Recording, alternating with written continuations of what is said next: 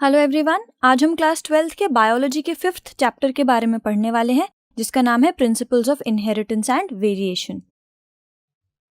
क्या कभी आपने सोचा है कि जब हाथी एक बच्चा देता है तो उसका बच्चा हाथी जैसा ही क्यों लगता है, किसी और जानवर जैसा क्यों नहीं लगता? या कभी आपने सोचा है कि अगर आप एक आम का बीज लगाओ तो पेड़ में आम के ही फल क्यों आते हैं, कोई और फल क्यों नहीं आते? या कभी आपने ऑब्जर्व किया है कि भाई बहन आपस में इतना मिलते कैसे हैं और कभी कभी नहीं भी मिलते? या कभी आप देख के ही बता पाते हो कि ये पर्टिकुलर लोग किसी सेम फैमिली से हैं? या आपसे भी कभी किसी ने कहा ही होगा कि भाई तुम तो अपनी माँ की तरह लगती हो या तुम अपने पापा की तरह लगते हो?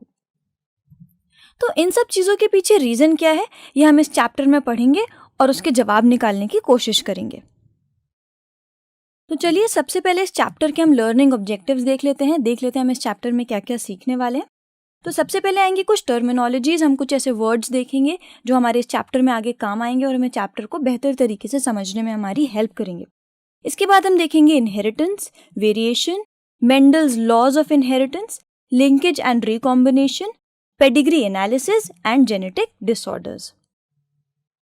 चलिए शुरू करते हैं टर्मिनोलॉजीज के साथ। हम कुछ ऐसे टर्म्स देखने वाले हैं जो हमारे इस चैप्टर में काम आएंगे। सबसे पहले आप ऑब्जर्व करिए यहाँ पर कि एक सेल है, सेल के अंदर आपको दिख रहा है न्यूक्लियस, न्यूक्लियस के अंदर दिख रहा है क्रोमोसोम और क्रोमोसोम के अंदर है डीएनए। डीएनए के ही छोटे छोटे सेगमेंट्स बना रहे हैं जीन्स। तो क्या आप इस चीज को समझ पा रहे हैं कि क्रोमोसोम्स क्या है? क्रोमोसोम्स आर कंडेंस्ड रॉड और thread like structure of DNA. अगर आप देखें डीएनए को ही वापस जाकर अगर आप देखेंगे तो हम उसको कंडेंस करने पर ही क्रोमोसोम को पा रहे हैं। दूसरा क्या है आपका जीन्स। जीन्स हमारी basic functional and structural unit है हेरिडिटी की। ठीक है, आप इसको समझने की कोशिश करिए कि डीएनए के छोटे छोटे सेगमेंट्स को अगर हम तोड़ लेंगे और वो हमारी फिजिकल और फंक्शनल यूनिट बना देंगी हेरिडिटी की, तभी हम उसको बोलेंगे कि वो जीन्स हैं। अब हमारी अगली टर्मिनोलॉजी है कैरेक्टर। हम कैरेक्टर को कुछ इस तरीके से डिफाइन करेंगे कि character is heritable feature that varies among individuals. अब इसका क्या मतलब है? इसका ये मतलब है कि अगर आप किसी भी ऑर्गेनिज्म के अंदर ऑब्जर्व करें तो उसके अंदर कोई एक ऐसा कैरेक्टर होगा या ऐसा फीचर होगा जो हर ऑर्गेनिज्म में अलग अलग दिखेगा।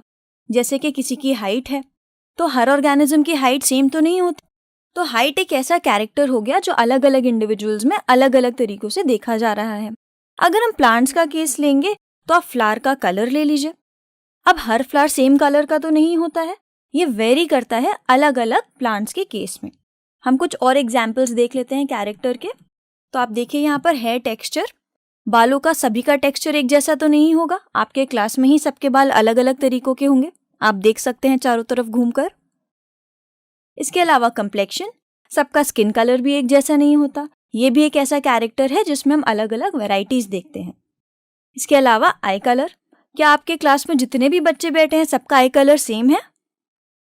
बिल्कुल नहीं। इसीलिए ये भी एक ऐसा कैरेक्टर है जो अलग अलग इंडिविजुअल्स में अलग अलग वेरिएशंस शो करता है। हमारी अगली टर्मिनोलॉजी है एलील्स। एलील्स क्या है? Alleles are different forms of a gene. अब जीन के बारे में तो हम पहले सीख ही चुके हैं कि डीएनए के छोटे छोटे सेगमेंट्स ही हैं जो जीन है, और वो बता रहे हैं कि हमारे अंदर के ट्रेट्स कैसे होंगे। वो ही बताएंगे कि हमारी हाइट क्या होगी, या हमारा आई कलर क्या होगा, या हमारा हेयर टेक्सचर क्या होगा। और वो जीन्स कहाँ पर लोकेटेड थे? हमारे क्रोमोसोम पे।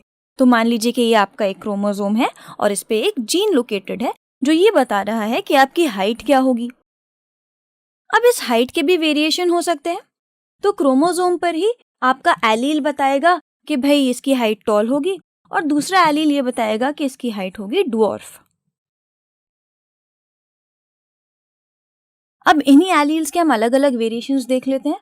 हम वही एग्जांपल्स लेंगे जो पहले अभी हमने कैरेक्टर के केस में लिए थे। तो सबसे पहला हमारा एग्जांपल था हाइट। तो हाइट के केस में क्या वेरिएशन देखने को मिला हमें? Tall and dwarf. उसके बाद हमने लिया था फ्लावर कलर, उसमें हमें क्या देखने को मिला? Violet and white. इसके बाद हमने लिया था हेयर टेक्सचर, जो ये बता रहा है कि हेयर आपके कर्ली भी हो सकते हैं और स्ट्रेट भी हो सकते हैं। उसके बाद हमने स्किन कलर या कम्प्लेक्शन लिया था, जो ये बताता है कि स्किन कलर फेयर भी हो सकता है और डार्क भी हो सकता है। इसके अलावा हमने आई कलर लिया था।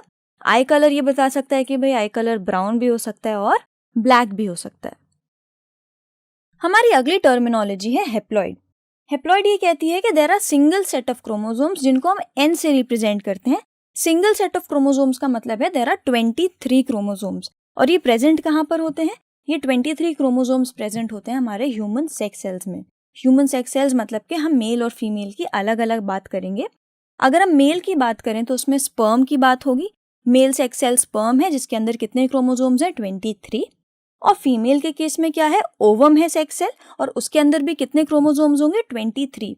तो ये दोनों ही स्पर्म और ओवम कौन सी स्टेज पर है? हेप्लॉइड स्टेज पर है, मतलब इनके अंदर 23 क्रोमोसोम्स हैं और हम इनको एन से रिप्रेजेंट करेंगे। हमारी अगली टर्मिनोलॉजी है डिप्लॉइड। डिप्लॉइड ये कहता है कि there are double set of chromosome which is represented as 2n। अभी तक हमारे पास क्या था? सिंगल सेट था और हम उसको n से रिप्रेजेंट कर रहे थे। अभी वही सिंगल सेट कंबाइन होंगे डबल सेट बनाने के लिए। तो हमारे पास पहले था स्पर्म जिसके पास थे 23 क्रोमोसोम्स, हमारे पास था ओवम जिसके पास थे 23 क्रोमोसोम्स। अब ये दोनों ही कंबाइन होकर क्या बनाते हैं फर्टिलाइजेशन से? ये आपने पिछले क्लासेस में पढ़ा होगा। ये बनाते हैं जाइगोट जिसके अंदर होते हैं 46 क्रोमोसोम। तो हमारे जो सेक्स सेल्स हैं वही इकलौते सेल्स हैं, sex cells sperm and ovum, जिनके पास 23 क्रोमोसोम्स हैं।